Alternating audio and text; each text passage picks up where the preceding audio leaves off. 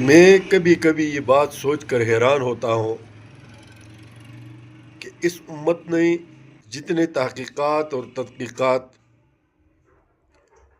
ایک دوسرے کے خلاف ایک دوسرے کو باطل ثابت کرنے کے لیے صرف کیا ہے اور کر رہے ہیں، اگر اتنی توانائی، اتنی طاقت،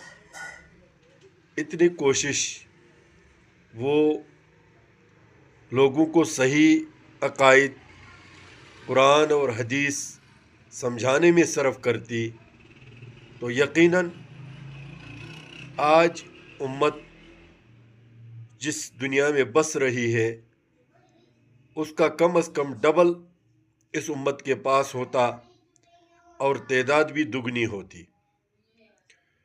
اور اس میں بھی کوئی شک نہیں ہے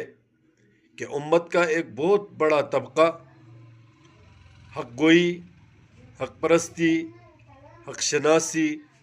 اور حق کو پھیلانے میں اپنی بھرپور کوشش میں لگی ہوئی ہے، اور وہ اپنی کوششیں کر رہے ہیں اور ان کی کوشش بارآور بھی ہو رہی ہے۔ لیکن اجتماعی طور پر امت کو یہ بات سوچنے کی ہے کہ ہمیں سارے انسانیت کو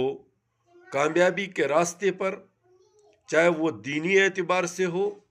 دنیائی اعتبار سے ہو، معاشی اعتبار سے ہو، سیاسی اعتبار سے ہو، کیسے کامیاب کرنا ہے۔ اگر یہ فکر متحد ہو گیا تو مجھے یقین ہے کہ آئندہ 50 سال میں دنیا کا نقشہ اس طرح نہیں ہوگا، بلکہ مسلمان بہت بہتر کنڈیشن میں ہوں گے، بہت بہتر پوزیشن میں ہوں گے اور بہت بہتر